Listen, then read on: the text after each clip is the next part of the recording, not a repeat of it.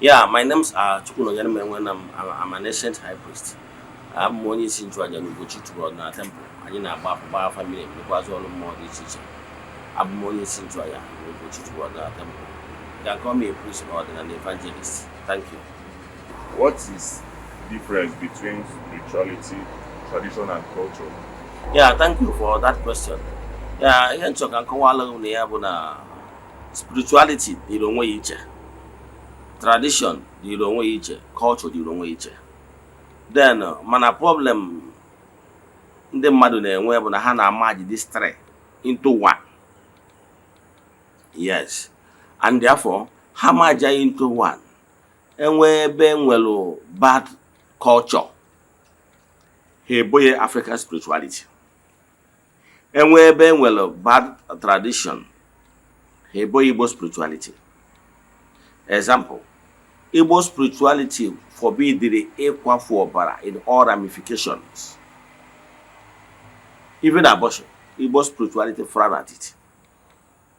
Even all sort of things, Igbo spirituality frown at. Yes. Eziokwu na ndị mmadụ break ya into more what we know today as 10 commandments. Yes. But all ancient law, natural laws that develop from creation.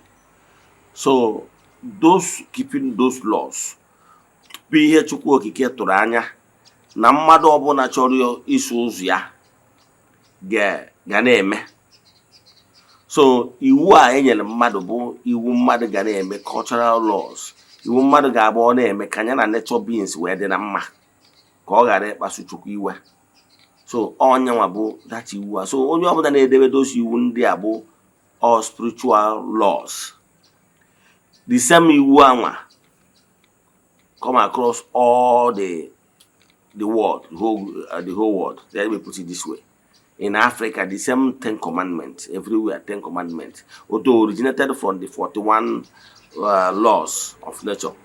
But let's shrink it to this 10 or the now, but the same thing can happen. Now, that law we debut imagine a practice spiritualism. Nature again more Chukwu dị n'ime gị dị na mma. Onya batara that iwu ahụ ọ bụrụ na ike into 10 commandments or na ifuna from 1 to 3rd or as a concerned relationship mmadụ na Chukwu.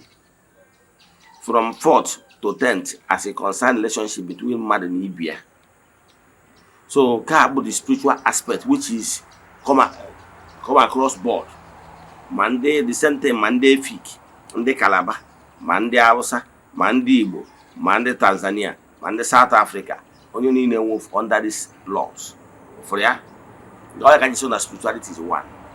Mana culture differ from Igbo tradition, culture, more tradition. Dị iche na culture and tradition of ndị Efik.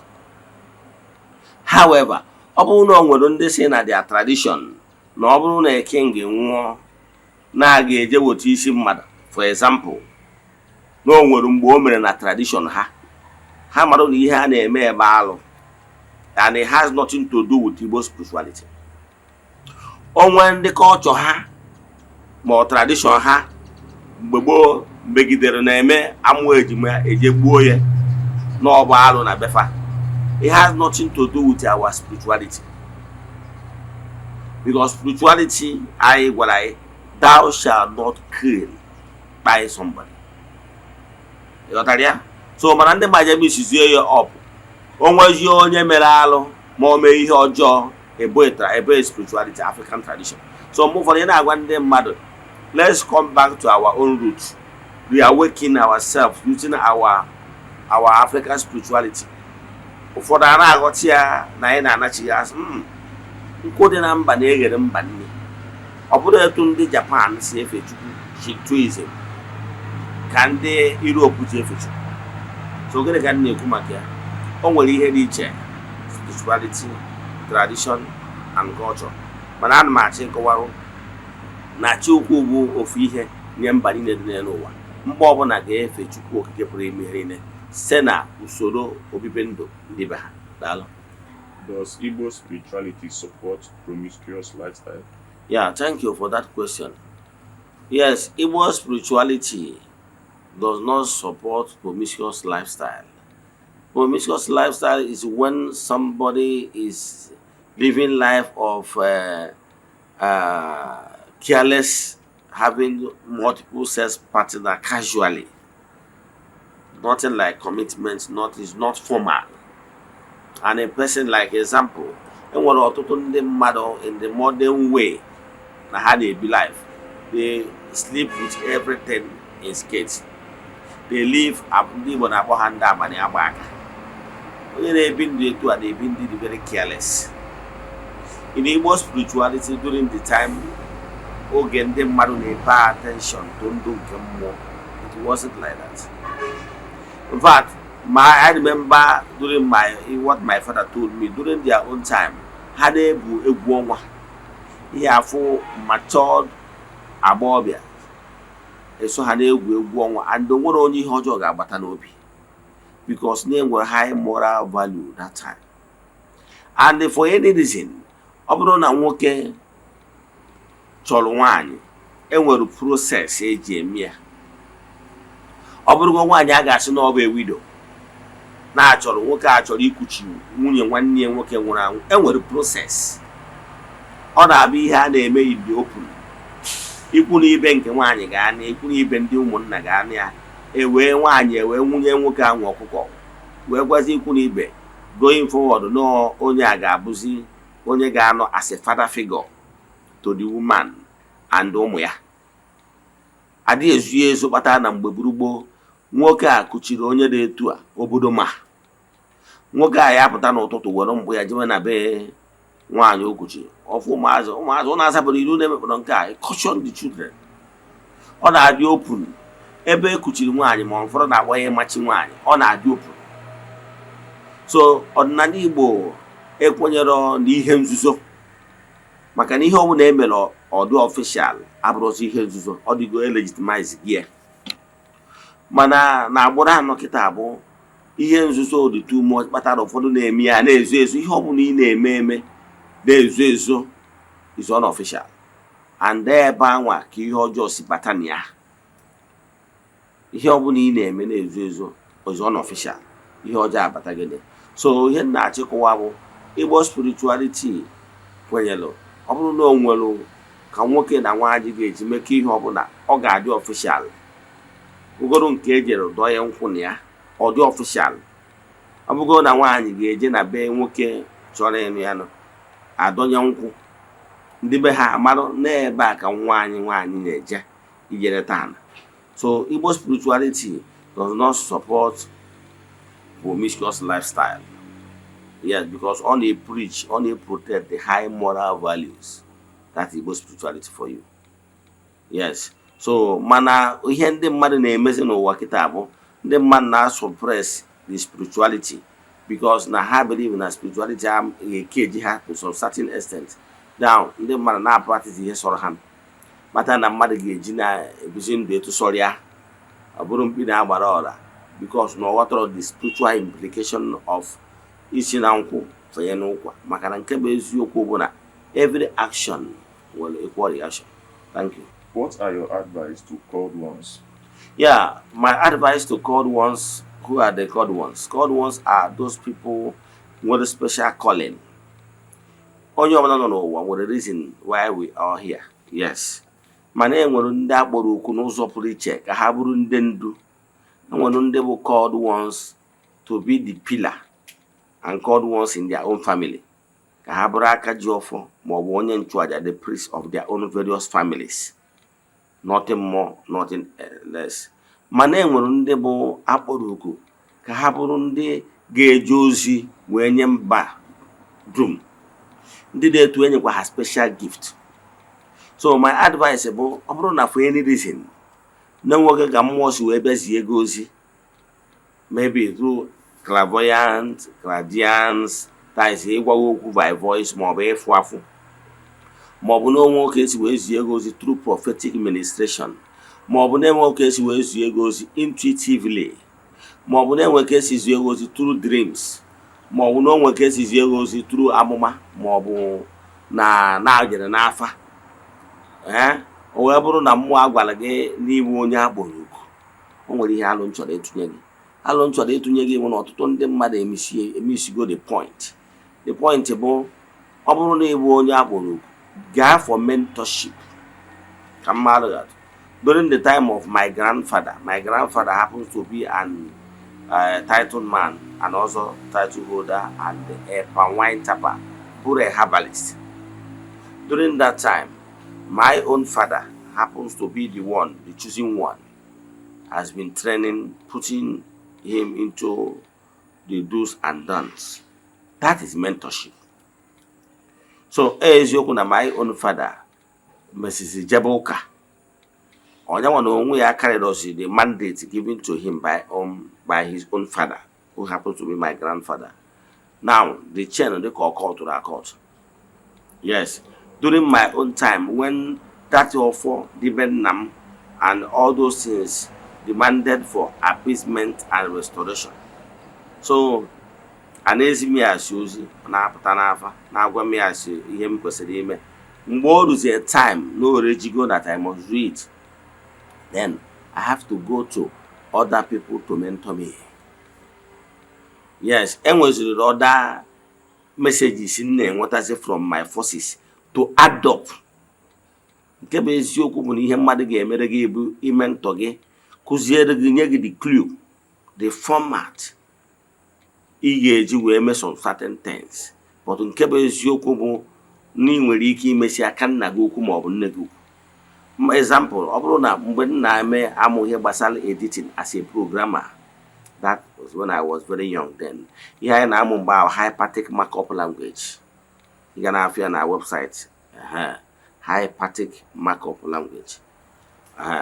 So then HTML. Then I use CS5.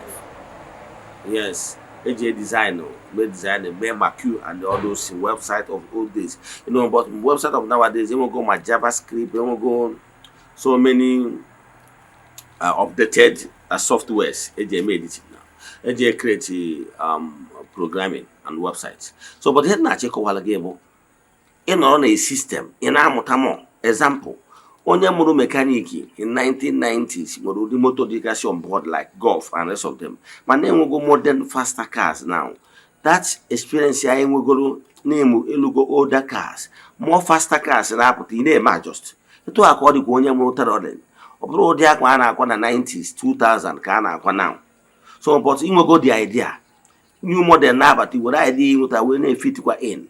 So etu aka ọ dị n'ihe niile. So meaning that you will not remain stagnant. So, gịnị ka na-ekwu maka ya? Ihe na-ekwu maka ya bụ knowing the modern things ị kwesịrị ịma at every given time. By so doing, you'll be able to fit in everything you do. Thank you. Why do we feed or arrange with our spiritual gods? Yeah, thank you. Naturally, every human being here on earth will guard ya. And will more so mmụọ asọ gị bụ na kwesịrị like ya guardian angel, whether ma ịkpọrọ ya guardian angel, ịkpọrọ ya chi onye ụwa, ma ọ bụ na ịkpọrọ ya spiritual guide, a na-akpọgasị ya afa based on the denomination or spiritual aspect isi abịa. Ihe dị mkpa bụ ịma na onye ọbụla nọ n'ụwa nwere mmụọ na-edu ya. I use layman language. Enwere mmụọ na-edu onye ọbụla. And the more ị na-agbagota spiritually, ka a na-enwe igwe ndị mmụọ ọma na-edu gị. And ọ bụ ihe ziri ezi ma ọ bụrụ na ị align onwe gị with ụmụ mmụọ a nọrọ at peace with them, so that ka ha nwee ike na-aga ịdị gị, na-eduzi gị, na-agbaziri gị ụzọ, na-enye gị new update. Maka na onye afụrụ gwa ome ihe a gwara ya afọ ka ọzọ agwakwa ya. So o kwesịrị na ị ga-ebuild personal relation with ụmụ mmụọ so gị, so that ka ha na-anụrụ gị ọgụ. Enwere invisible fight ịdị afụ anya mana is going on, because anyị nọ n'ụwa mmụọ nwee ọgụ pụtara ihe. So ha ga na-anụrụ gị ọgụ mmụọ, na-ebudezi uche ị ga-eji na-anụ ọgụ pụtara ihe. So we need them in everything we do. And if we recognize their importance, na ayọ ha ayọ, now call upon them for assistance, believe me, they will always guide you. Eto ihe nọkịta ụfọdụ n'ime ụlọ amụrụ na mmadụ nwere ike seek security advice from professionals. Eto anyị nọ na security challenging times. So ọ bụrụ na ị ka ọzọ ọtọ security expert, ha enye gị tips. Mana ọ bụrụ na ị marọ na ha na-eme exist ma ọ bụ na ị marọ na ị nwere ike ka ọzọ ọtọ ha, you keep wallowing in ignorance. So ana m achọ ịkọwara gị na etu esi asị na ịma mmadụ amaka, tu aka o si dịkwa na ịma mmụọ. Ịma mmụọ bụ when you build a personal relation with your chi, your ancestors, and unseen forces. They will always, for the fact that you recognize them, they will always fight your battle, knowingly or unknowingly, for your own benefit.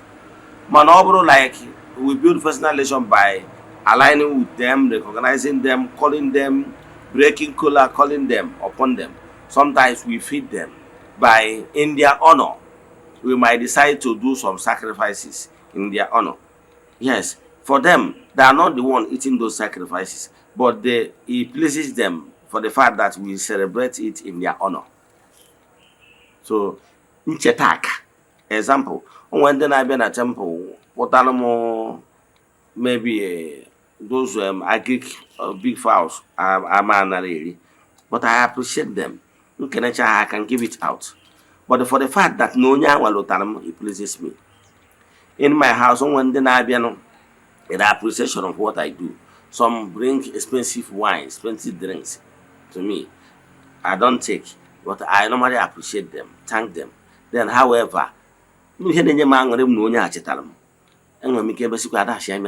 out. When we call upon our ancestors or our chi to feed them, it's not as if they are the one eating it with them because they don't have mouth. Okay? Spirit doesn't eat. Mana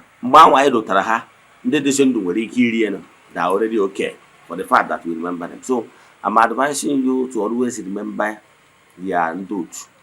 When you recognize them, they know that now, oh, only I'm na body ambo. But if you are not the type that remember them or recognize them, they might say, they might desert you. So what I'm saying is that it's very important for you to always remember your spiritual forces. Recognizing them will go a long way for them to keep protecting you. I appreciate her. Appreciate because nobody knows tomorrow. Thank you. Is Igbo spirituality idol worshipping? Yeah, thank you. Ọtụtụ ndị mmadụ na-ebo Igbo spirituality na anyị na-efe alụsị. But here, let me clear the air. The truth of the matter is that ọ bụrụ na ndị mmadụ ghọtara ihe Igbo spirituality na-eme, ịma na Igbo spirituality is the most modest way of worship. Yes, I have been to many different religions. I'm not here to tell you to follow this, to follow that. No, but for me, I have tested many. And I can tell you that Igbo spirituality is the mother of them all. I will explain. In Igbo spirituality, I more. Yes, I will explain. In Igbo spirituality, we don't have kind of kneeling down. If I go to my altar now,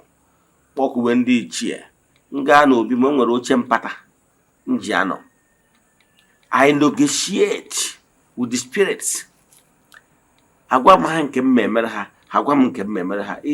We are like partners. The same way you go to any government office, you negotiate with the principal officer there. We are any water contract, contract here. Got through, no 5%. We negotiate I go more. We negotiate. If you go for not to do, you can let you go capri me in go Hawaii chon. We don't need down. You only need down before. Go see, near how weggy. So I want to ask what in the ihe agbụrụ ijawa to Christianity ndị Catholic na ụmụ ụka ndị a na-ahapụta ebe statue ha esegburu ala because ihe ọ bụla ị need down before ihe a bụ ihe nwe gị. Igbo spirituality anyị na-anọrọ otu a n'oche ịghọtara ya, gị na ha negotiate imerụ ha ọjị gwa ha ihe ị chọrọ. So anyị na-agụ mmụọ ọgụ ka anyị na-agụ ha, ihe ịgụrụ ha ikpere ha, but not worshiping. Now ụfọdụ na-asị ihe kpatara iji enwe images. I can tell you in Igbo spirituality depends on where you are. And na-agwa ndị mmadụ you can face the sun. Kpere onwe gị ekpere ma ọ gụọ mmụọ ịghọtara ya. Then ọ bụrụzie na ị chọrọ ịnọ before your altar, ihe eji eyibe altar bụ enwe physical symbol na altar bụ ka o wee control your mind, because o nwere ka esi wire human being. Ihe mmadụ na-afụ n'anya na-akarị na-eme attention ya ọga n'ihe ahụ ọ fara anya. Ọ bụrụ na o nwere tọdụla inwe na be gị, jee chọta ihe dị fanciful, ịbịa n'ihu ihe na-ayụ ya na-egosi ya n'ihu ya, o focus attention n'ebe ị nọ. So ihe eji egwe artifact bụ ihe ọ ga-aba idebe ka anya anyị wee dị ebe ahụ. At least when you are still a new person growing in Igbo spirituality, you need ka a na-aga edege. Mana ọ bụrụ anyị nwa amacha ọgụrụ very well, even without any image, I will still concentrate in my meditation. So ihe na-ekwu bụ worshiping bụ when ihe ahụ a ọ bụrụ na ị nọ behind an image gosiri worship, ihe ya eme ka ọ bụrụ worship bụ ihe dị n'obi gị. Ọ bụrụ na ị nọ n'ihe ihe akpụrụ akpụ, foto ihe akpụrụ akpụ asị na ọnyanwa bụ the all and all, na ọnyanwa bụ all and all, then ị na-eme ka ị pụrụzie that ihe ahụ akpụrụ akpụ, ịma na ifebe gị ihe ahụ. But ordinary Igbo spirituality or not like that. Igbo spirituality, those images is just a symbol representing a being not behind. Or just a symbol. I have an idea you're going to wear the symbol out. The more no nime. More no nime and more, but he has symbol out just over here and so Marian Nache in Igbo spirituality, we don't worship those images. That image is just to remind us of more not behind it. Come on, office, government office, now you have a photo governor. Yes. But the office governing will go for the way keen it down. But we are not worshiping over the Yoruba okay. They lie down, but they lie down totally. You get to go? Opero no na worship that king.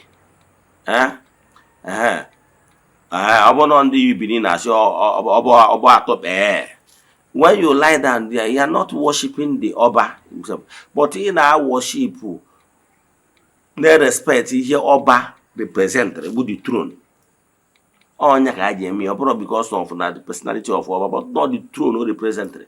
But in Igbo spirituality, we don't even need that or portray. No. But I can tell you now, in the book of Numbers, you can have according to that Bible account. Also, no nwere ego agwọ bịa na-ata ụmụ Israel. Moses wee jesi onye nwaanyị na agwọ ya atawosikwa ụmụazị because of their blasphemy and whatever. O wee sị okay, na ọ bụrụ na ha ga-anụ onu m si na ndụmọdụ a mmenye gị, jee kpụọ agwọ. Ịkpụọ agwọ represent that thing na-ata ha. Itinye n'oisi bunye ya elu, onye ọbụla rubere isi na kọmanda na-enye gị, agwọ taa ya. O kwenye n'ihe a m kwuru, were fet wee n'anya na agwa dịrị na onye a ga-adị healed. Now, ha mee ya etu ndị niile dị n'anya ebe anwa dị healed. Does it mean that ha na-efe agwọ? No, but they are being obedient to that personality not behind the agwọ. Notaria? So Igbo spirituality recognize that Amadio Hudo, Paul call them, they are all that Jelonkechuku. They are not the supreme being. Ndị niile bụ Igbo spirituality ji wee hụbesie altar. Those ebe ọ na from more than the altar dị n'ụdị osisi tree ma ọ bụ nke akpụrụ akpụ ma ọ bụ nke ọ bụla. Ihe a bụ an altar. Ije na mgbe a na-achụ ụmụ Izrel ha je lụọ the Ark of Covenant. A gwara ha na ebe ọ ga na-agbakwasị ụkwụ wee na-protect his people. A sị ha je kpọọ ihe akpụrụ akpụ cherubim na-abụ ga-efe esi onwe ha na ga-enwe osisi a ga-akọ ogoro osisi ogirisi a ga-akọtị kubik onye nwa wee build the Ark of Covenant ha ji eji ọkụ. Ark of Covenant abụrụ God. but ebe Chukwu na-agbasa aka agbado ụkwụ wee radiate ike. The truth bụ na no nwere human being ga-withstand with the raw power of Chukwu okike. No human being. Yes, because human being is Chukwu okike is divine, while human being is spirit. So no spirit will withstand it. So Chukwu na-emezi iwe ọbịa ọsị mmadụ gaa lụọ ihe akpụrụ akpụ or establish any altar. That altar, because you cannot establish anything on not on vacuum. Chukwu ga-emezi ọ radiate ike na that particular altar. That altar will butuo ike ya nwa etu ọ ga-esi dị accommodating wee dị for mmadụ ahụ. Ka mma ataka ogo mi ọtụtụ oge. So na ịbịa na NEPA power source, o nwere ihe na-akpọ power source, that gigantic power, this extension, this synthetic pole ị na-afụ n'ime ọhịa esi from state to state, ihe ka na-akpọ power source, na-esi Kaijidan and every other place na-aga. O bu ọkụ mana no human dị ọnetere ga-sustain n'ebe a. So o buru ọkụ abịa ebe ọ na-ejewo na NEPA substation. O ruo ebe ahụ ọ drop dị ọkụ na big transformer na-ebu ibu, o nwere ike ha ka ofu 911. Ọ drop dị ọkụ dị ọkụ step way down. Ọkụ a wee banye n'ihe a na-akpọ high tension nke adị ịtọ na-esi na-aga n'ihu ya adịghị. Ka adị ịtọ abụrụ ọkụ high tension, you can't even touch it. High tension a abụrụ ọkụ o jebe na transformer. Orukwu ọ banye ebe a transformer emeka step way down wee tinyezie na low tension nke adị 4 ga-abụ ọ bụrụzi ọkụ gara ihu be gị tapụzie ya bata na be gị, o nwere ihe ọ ga-emebiri gị. So all step down, because knowing fully well that he cannot use from the raw source. Etu aka Chukwu okike. Chukwu okike mana ekele mmadụ as spirit, nyanwa bụ divine. Human being nwere anya ga-afụ Chukwu. Ifu Chukwu ime otu ọnụ, maka the radiation ya alone. So all ya bata Moses ji wee nọ na so wee Chukwu were akwa kpuchie, because he can't face the radiation of Chukwu okike. Have you even faced sun direct? So ọ na-emezi ọbịa ọsị mmadụ wube na ọhụta ọbịazie ike abanye na that altar ahụ, osi na altar wee gọzie ndị mmadụ dara uduzie etu ndị mmadụ ga-ewithstand onye the purpose of giving altar. So in Igbo spirituality, onwe onye ọbụla bụ onye Igbo sịrị na ya na worship Amadioha ma ọ na worship udo and ọ na-afụ udo, ọ na-afụta udo as all and all, si onye a na mụnwa bụ Eze-Ana sị na onye a na ọmara ihe ọ na-eme, because udo just a messenger. Ọnọdụ ka APA onye nwere ike isi ozi ịghọtara ya, ọ bụrụ onye nwa bụ all and all. So when you are looking at udo, you'll be seeing udo as a messenger of the Most High. So Most High is like, thou shalt not kill. You cannot be under the serve udo je gbuo mmadụ, because the omnipotence agwago thou shalt not. So onye a ka ị ga na-erubere isi. Worshiping, worshiping when you are serving, maybe you are serving your principal as a politician, as your team, you just gbuo mmadụ, so you gbuo mmadụ, you gbuo mmadụ, all politician are in effect, because him and Chukwu okike pụrụ ime ihe niile si thou shalt not kill. So whenever it happens, you know, it take order, unless onye ahụ nyere order no in line with ihe Chukwu okike kwuru. Mana mgbe onye ahụ sị gị jee gbuo mmadụ, Chukwu okike sị gị egbu na, and they happy ige Chukwu okike ntị jee gee onye anwa ntị, onye ahụ ka ị na worship. So ihe nwe worshiping bụ ihe anwa ịtụkwasara obi karịa Chukwu. Onye ka o ji sị thou shalt not worship other God before me. So nye nwere ihe ọbụla itiri ahead of him. So ọ bụrụ na ị na-erube isi based on ihe dịkwara in line with his direction, okay. Mana onwe ike ọbụla ma ọ bụ onye ọbụla ma ọ bụ mmụọ ọbụla sị gị mee ihe dị contrary to nke ya kwuru, then ime mara worship with that na ọ bụrụ zinye nwa, because mmadụ dunye gị ji egbuo mmadụ, ya sị no na Chukwu osisi egbu na mmadụ, therefore imani na worship Chukwu. So Igbo spirituality does not support you to go and sleep with somebody's wife. Ọ gwara gị ji egbuo mmadụ. So igbuo mmadụ gị gbutere ọja gị n'ime na ọnụ gị, imani deviated. Thank you. Is it right to destroy family altars because we don't believe in them? Yeah, thank you. O nwere ọtụtụ ndị mmadụ na-eme mistake because of na ha ghọtara ihe bụ mmụọ, ha ghọtara ihe bụ spirituality. In spirituality, no spirituality ka ibu ya. Ọ bụrụ na for a reason na-amụrụ gị as a Christian, ihe ji wee bụrụkwara a Christian, gịnị ka iji bụrụ a Christian? Iji bụrụ a Christian na-amụrụ gị ndị na nna gị na-eje Catholic wee mụọ baptize na Catholic ọnya. But I can tell you, ọ bụrụ na they say you na mmụọ gị na ezinụlọ ndị na-ekpe Hinduism, ị ga-ara practice Hinduism n'otu gị nwa na-ene m anya. Ọ bụrụ na amụrụ na ezinụlọ ndị na Kano, ezinụlọ Muslim family na Kano, ị ga na-eti isi na rota. So most of us become what we are based on na family na amụnyere anyị. Like I was born a Catholic, so nto na Catholic mee ihe niile ji ọsụsụ niile njelu as a Catholic. Ịghọtara ya? So o mere m nwee passion for them. However, mgbe m tolitezuru of age, I began to ask some certain questions and I go out of age to make my own decision. However, ọ bụrụ for any reason na-enwelu ọta ndị nna nna gị ha hiwere na ngwurube nna gị dịka opi ma ọ bụ aquarium, the goddess of fertility and so on and so forth. If for any reason you are not interested in benefiting from the grace that flows from those altars, do as right.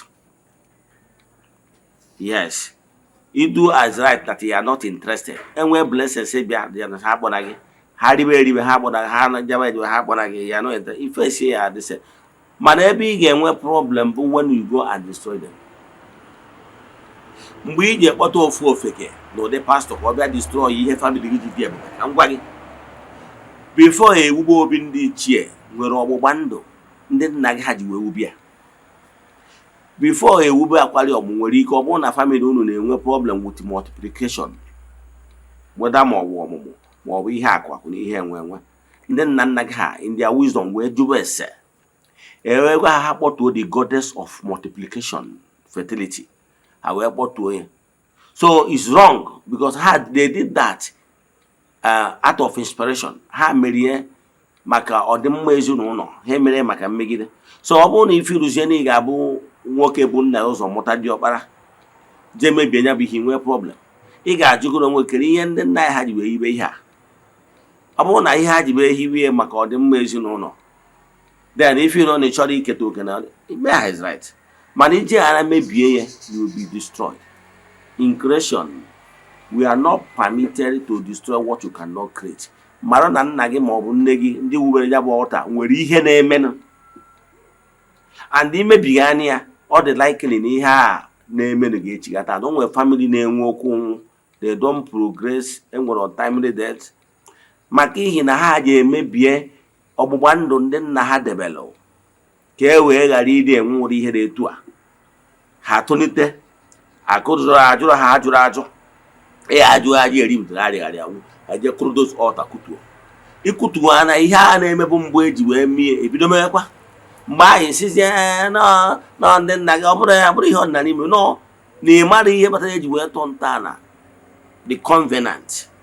Like my own, when I was growing, I went covenant with ndị ichie by wee gwa ha nkwa sị na mma alụrụ ha more than befitting obi ma ọ bụrụ na ha meele m nke and they did it all. Now wee je lụọ onye bụ obi consecrate ya onwe nwa m ọbụla mmanya gbugidoro, maybe when I was not around again, mmanya gbugiri wee je kutuo obi anwa inwe problem. You know why? Because that obi was erected by inspiration. Ọ bụrụ na ịdịrọ interested, mee eyes right. Mana ije mebie ya inwe problem. Ịghọtara ya? Ị chọrọ inwe ike jegoro a na ebe ọdọ lụọ ụlọ. Mana ibi ya na compound, if you are not interested, go your way. Ndị ichie ga-esite onye ga-abụ gara eji ozi na ya bụ obi. Etu a ka ọ dị. Ọtụtụ ndị mmadụ ejiri gị aka were agbara nwe onwe ha ka mmakwara ga-atụ. O nwere ọgba ndụ ndị nna ha hiwere wee hibe those empires, hibe those families. Family ọ na nwere ntọala. Ana m achọ ịkọwara gị as a custodian na Igbo spirituality ka ị ghara ime mistake. Ọ bụrụ na ime mistake, chat ya m ka m gwa gị ihe ị nwere ike ime. Etu anyị nọkịta Dangote chairman of Dangote Group, the highest shareholder na Dangote Group. O wee nwee ofu nwa ya ga-inherit the chairmanship as the highest shareholder. O wee bụrụ na enwere harmony now, Dangote wee bicha ndị ya wee nwụrụ. Nwa ya wee bata wee sị yes na kịta na ya nọchite anya nne ya na ya draw interested to pay any dividends or on any agreement. Ihe ọbụla nne ya entered in good faith with other shareholders more banks ndị a na-ekere dividends na ya adịrọ interested, na onwere onye ya na-enye shishi, na onwere onye ya na-maintain, na onwere onye ya na-enye okere uri ya. Kedu ihe i chere eme? Ọ bụrụ na o mee etu a, shareholders ga-ebido na-awụ ọnụ ya, na-agwa ya maka the impending doom dị na that decision, wrong decision. Ọ gbaa isi akwara, kwụsị share dividends to other shareholders, ihe ọ ga-afụ bụ litigation. A ga-ewetawara ya akwụkwọ isu ya, ma banks and the other shareholders esu. Before you know it, the company ada. Maka na anaeze ọmụna Britain megidebe anaeze ga-ada. Mgbe na amụrụ n'ezinụlọ ibido megidebe anaeze ndị nna nna gị ha bidoro in covenant nke ọgba ndụ ga-ada. Israelites emeri ha n'agha mgbe ha bidoro megidebe anaeze ibe ha. Ha adịghị epezi attention utu ọgbụgba ndụ a ndị nna nna ha ji wee hibe ka of covenant. Emeri ha n'agha, kpọrọ ha wee jee Babylon, ha wee jee taa afụfụ ebe a. Ghọtara ya? So mgbe ọbụla imebiri the order, established order, you face the consequence. So ihe na-achịkọwa bụ, ọ bụrụ na nne na nna gị nwere ọgba ndụ dịbụ na ngwurube nna gị emebiri, ka gbadụ jee restore ya. You cannot do anything or nothing. So onye mistake ndị mmadụ na-eme. So gịnị ka m na-ekwu bụ, ịbụ na anaeze na-emegide anaeze, if you are not interested in making those things, taking them further, leave them the way they are.